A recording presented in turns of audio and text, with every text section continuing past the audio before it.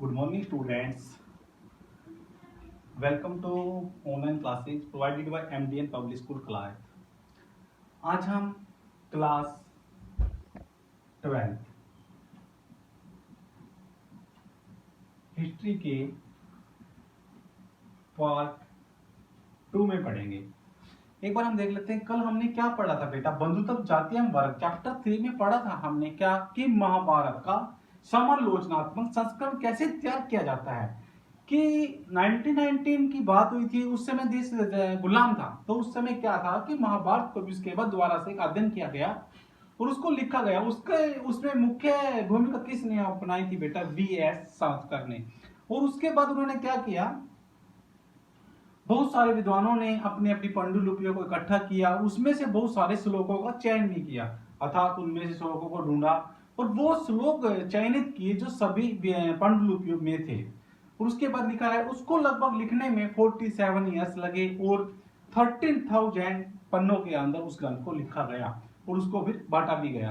अर्थात SS उसका समालोचनात्मक संस्करण एक बार फिर से द्वारा तैयार कर दिया गया था। आज हम पढ़ेंगे पार्ट 2 में।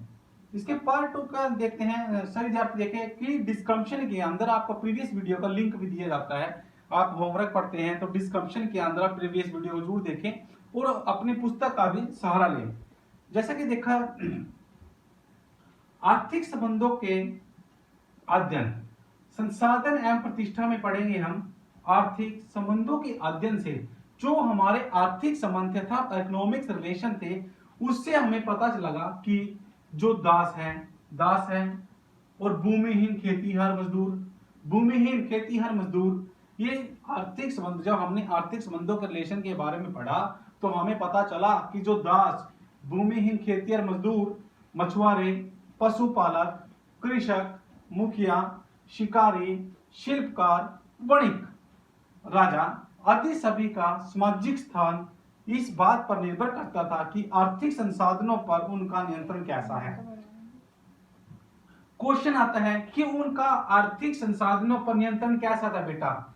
जिसके पास अधिक धन था, जिसके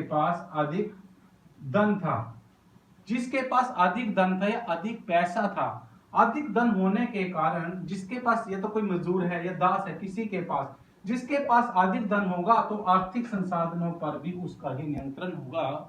आर्थिक संसाधनों के ऊपर भी क्या होगा बेटा? उसका नियंत्रण होगा श्योरली। क्यों?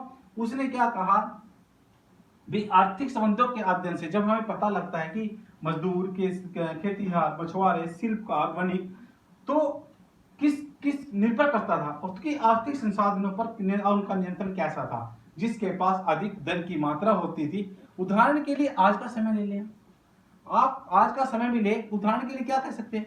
जिसके पास पैसा है उसी को उच्च समझा जाता है।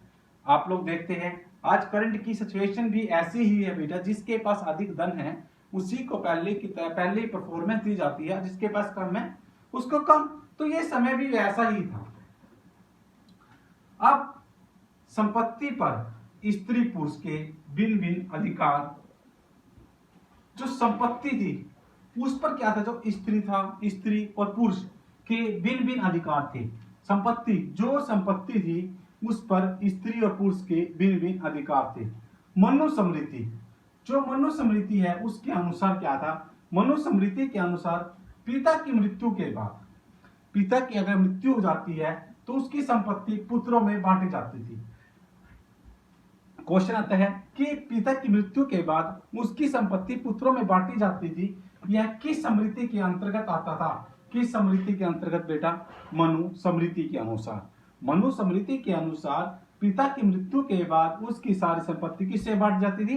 पुत्रों में। ज्येष्ठ पुत्र को विशेष हिस्सा दिया जाता था। ज्येष्ठ पुत्र को विशेष हिस्सा क्यों दिया जाता था? ज्येष्ठ का अर्थ क्या होता है? बड़ा। जो सबसे बड़ा भाई था, उनका बड़ा बेटा था ज्येष्ठ, उसको विशेष हिस्सा दिया जाता था।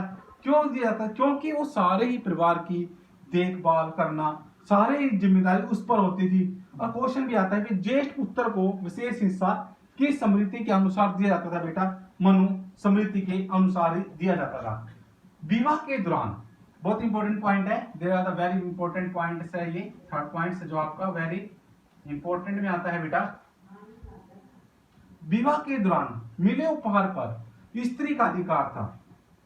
अर्थात कहने का तात्पर्य क्या, विवाह के समय जो स्त्री को उपहार मिलते हैं, उपहार गिफ्ट मिलते हैं, उसके ऊपर किसका अधिकार था? सिर्फ स्त्री का ही अधिकार होगा, ना कि पुरुष का। पुरुष का कोई अधिकार नहीं था, ओनली स्त्री का ही अधिकार था। जो स्त्री का ये अधिकार था, जो उसको उपहार मिलते हैं, बाद में जाकर यही अधिकार विरासत में उनके बच्चे को मिलता है। आप इस लाइन का मतलब समझें कि विवाह के दौरान जो उपहार मिलते हैं, विवाह के दौरान जो उपहार मिलते हैं, उस पर किसका अधिकार था बेटा? स्त्री का। स्त्री का अधिकार था, क्योंकि जो सारे ही गहने हैं, कोई भी उपहार मिलता है तो सारे स्त्री का अधिकार था। यह संपत्ति उसकी संतान को विरासत में मिलती थी। उसके बाद क्या होता था, जो स्त्री को उपहार मिलते थे, उसके बाद ये सारे की सारी संपत्ति उसको संतान संपत्ति, यह संपत्ति उसको किसके, संतान को किसके रूप में मिलती थी? विरासत। जो पूरा विरासत है उसके रूप में उसको सारी संपत्ति मिलती थी। क्वेश्चन आता है भी सारी संपत्ति किसको मिलती थी? उसकी संतान को। कौन सी संपत्ति की बात कर रहे हैं हम? विवाह के समय जो उपहार स्त्री को दिए जाते थे उसकी बात कर रहे थे। एक बार हम पढ़ लेते हैं। पार्ट 2 में संसाधन एवं प्रतिष्ठा दी गई है।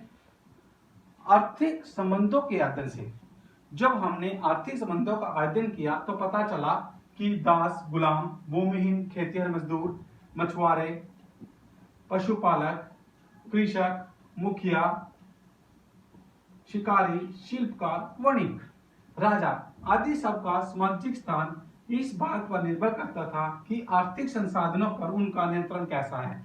आर्थिक संसाधनों पर नियंत्रण आपको बता दी कैसा होगा? कैसा होगा बेटा? Tell me any students now. जिसके पास बेटा अधिक धन होगा उसके ऊपर उसका नियंत्रण वैसा ही होगा, जैसा कि बता दिया गया है। अब आता है संपत्ति पर स्त्री पुरुष के भिन्न भिन्न अधिकार। हेडिंग है ये भी, संपत्ति पर स्त्री और पुरुष के भिन्न भिन्न अधिकार कैसे थे? पिता की मृत्यु के बाद जो संपत्ति थी उसका सारा अधिकार उसके पुत्र का था, और सबसे बड़ा पुत्र जो ज्येष्ठ पुत्र है उसको एक अलग से विशेष हिस्सा भी दिया जाता था। और स्त्री में कई बार डिफरेंस पूछ लेते हैं, भी डिफरेंस क्या? संपत्ति पर स्त्री और पुरुष के जो अधिकार है उसकी तुलना कीजिए। दो अधिकार 2 नंबर में बता देते हैं। विवाह के दौरान जितने भी उपहार मिलते हैं उसके ऊपर किसका अधिकार होगा? स्त्री का। किसका अधिकार होगा? स्त्री का। और यह स्त्री का अधिकार था, और यह संपत्ति जो उपहार मिली है उसके बाद संतान को विरासत के रूप में दी जाती थी। देखो सभी को इतना कंप्लीट हो गया बेटा?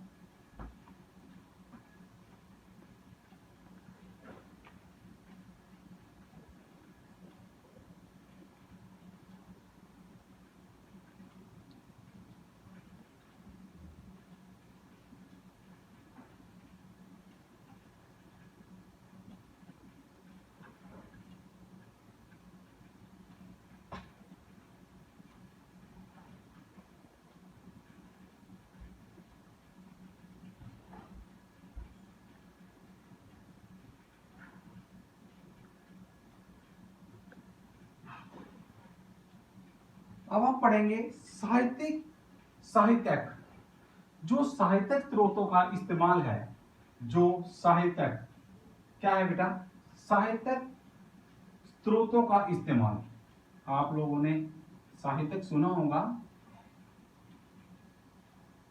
साहित्यक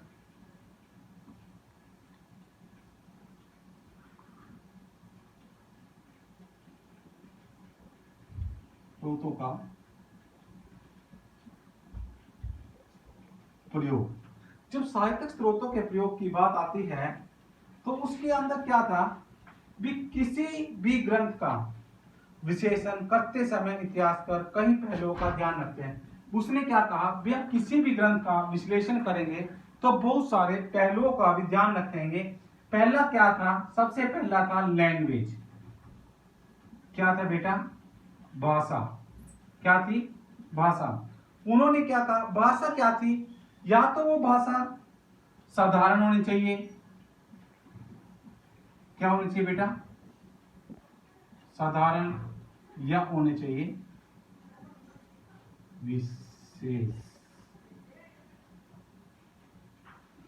उसने क्या कहा भी किसी भी ग्रंथ का अगर हम साहित्यिक स्रोतों की बात करते हैं, हम प्रयोग करते हैं, तो भाषा कैसी होनी चाहिए, या तो साधारण भाषा हो या वो विशेष भाषा में हो। और ग्रंथ का जो उसका सेकंड पॉइंट आता है, ग्रंथ के प्रकार।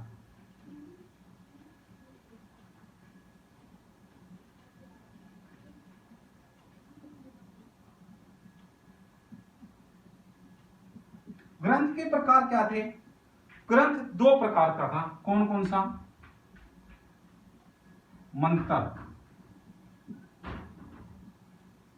दूसरा था बेटा या कथा। अब मंत्र क्या आता है? मंत्र जो ब्राह्मण लोग हैं, विधि विद्वान के अनुसार शादियों में गाए जाते हैं या किसी पूजा पाठ में किए जाते हैं, उसको मंत्र कहा गया है। और कथा क्या है? कोई महाभारत की कथा है, कोई कहानी है, तो ये सारी की सारी कथा में आता है। ये सारे ग्रंथ के प्रकार थे। और लेखक के विषय में जो इसके बाद आता है, लेखक के विषय में दृष्टिकोण कैसा था?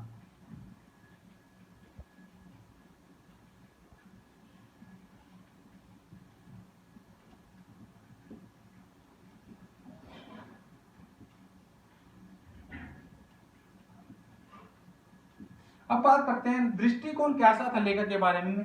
लेखक के बारे में दृष्टिकोण भी डिफरेंट था। क्यों था?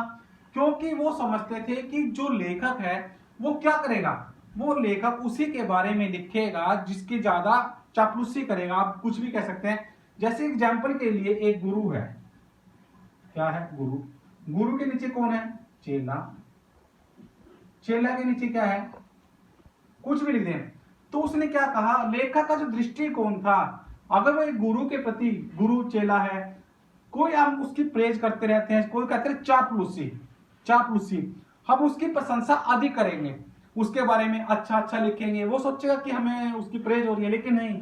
तो उसने पूछा कि साहित्यिक स्रोतों के प्रयोग में भी लेखक का दृष्टिकोण कैसा था? लेखक का दृष्टिकोण भी ऐसा ही था बेटा, जैसा कि दिखाया गया है कि वो उसके बारे में ज्यादा लिखता था जिसके बारे में वो ज्यादा चापलूसी करता था। मतलब उसका कहना मानना था, आगे पीछे घूमना, उसकी सारी बातें माननी।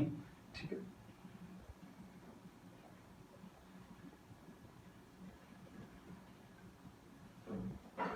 भाषा एवं विषय वस्तु। भाषा एवं विषय वस्तु को ग्रंथ विषय वस्तु भी कहा जाता है। क्या कहा जाता है बेटा? ग्रंथ विषय वस्तु। आगे जाकर ग्रंथ विषय वस्तु को दो भागों में बांट दिया गया था, आख्यान तथा उपदेशात्मक। आख्यान का अर्थ होता है किसी की व्याख्या करना, उपदेशात्मक का मतलब होता है किसी को उपदेश देना। आगे आख्यान के अंदर आप सभी बातें में कहानियां, कथा, ये सब पढ़ेंगे। और उपदेशात्मक में सामाजिक आचार, आदान प्रदान करना, ये सभी बातों के बारे में आप दिया गया है। अब आता है ग्रंथ के प्रकार। ग्रंथ के प्रकार के अंदर सबसे मेन पॉइंट होता है how many types of the ग्रंथ। क्वेश्चन पूछा जाता है कई बार 3 नंबर लोग क्वेश्चन में, 4 में भी ग्रंथ कितने प्रकार के हैं? ग्रंथ के प्रकार हैं बेटा, ये चारों के 5 लिख दिए गए हैं पॉइंट्स। ग्रंथ के प्रकार मंत्र या कथा। मंत्र का अर्थ पता ही है आपको, किसी भी विधि विद्वान के अनुसार जब हम पंडित जी के पास जाते हैं, तो ब्राह्मण लोग क्या करते हैं, पूजा पाठ करते हैं, तो वो क्या करते हैं, मंत्र का जाप करते रहते हैं, आप सभी ने देखा भी होगा। और कथा, कथा क्या है? महाभारत की कथा है, रामायण की कथा है, ये सारी कहानियां के तौर पर भी आ जाती हैं। आप कहते हैं लेखक के विषय में दृष्टिकोण। लेखक के विषय में दृष्टिकोण की बात करेंगे तो लेखक के विषय में जो दृष्टिकोण था वो कैसा था? तो वो बताते हैं कि उसका अलग अलग मन था, अलग अलग मत था। कैसे था कि वो उसी की ज्यादा प्रेज करता था जिसके बारे में वो ज्यादा प्रशंसा करता था, उसी के ही अच्छे बारे में लिखेगा लेखक, तो कि उसको तो अपना पद चाहिए। उसके बाद है श्रोता का नक्षण करना। और वो श्रोता, श्रोता कौन होते हैं? सुनने वाले, उनका भी नक्षण करता था। ग्रंथ का रचना काल। ग्रंथ का रचना काल भी किस ग्रंथ को किस समय लिखा गया, किस समय पढ़ा गया, यह भी उसके रचना काल का समय था। भी किस समय लिखा गया और किस समय पढ़ा गया। अगर किसी भी विद्यार्थी को कोई भी सन में एक्चुअली नहीं रहती, तो आप अप्रोक्सीमेटली, जैसे कि 600 ईस्वी पूर्व का है, 600 ईस्वी पूर्व से है, तो उसका रचना काल पूछा जाता है कि ग्रंथ का रचना काल का समय क्या, तो आप 600 ईस्वी पूर्व लिख सकते हैं, तो लगभग। तो इसी के बारे में बताया गया है। ग्रंथ की विषय वस्तु। जो ग्रंथ की विषय वस्तु है बेटा वो क्या है? आख्यान है, उपदेशात्मक है, व्याख्या करना है, ये सभी की सभी किसके अंतर्गत आती है? उसके ग्रंथ की विषय वस्तु के अंतर्गत आती है। अब बात करते हैं भाषा की। किसकी? भाषा की। भाषा साधारण या विशेष भाषा। जो साधारण भाषा है या विशेष भाषा है, साधारण भाषा में वे भाषाएं आती हैं जो हम डेली रूटीन की भाषा बोलते हैं, हिंदी, तमिल, तेलुगु, कन्नड़, मलयालम। ये सभी की सभी भाषाएं क्या कहलाती हैं बेटा? साधारण भाषाएं। अंग्रेजी, हिंदी। लेकिन उस समय बात करी गई जिस समय ग्रंथ विषय वस्तु की, तो विशेष भाषा की। तो विशेष भाषा का दर्जा दिया गया सिर्फ संस्कृत भाषा को। किसको दिया गया? संस्कृति को।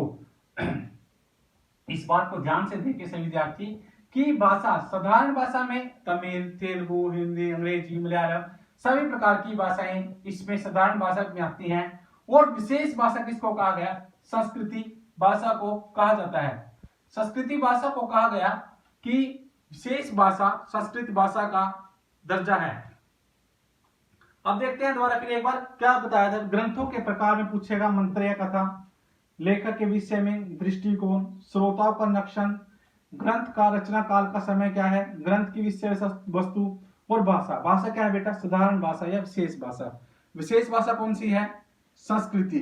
विशेष भाषा कौन सी है? संस्कृति। और साधारण भाषा के अंतर्गत क्या आता है? कोई भी लैंग्वेज है, तमिल। साधारण भाषा में क्या आता है बेटा? तमिल, हिंदी। ये आपकी जो रेगुलर भाषा है उसी को साधारण भाषा का नाम दिया गया, जो आप डेली बेस बोलते हैं। और जो विशेष भाषा थी वो संस्कृति भाषा थी।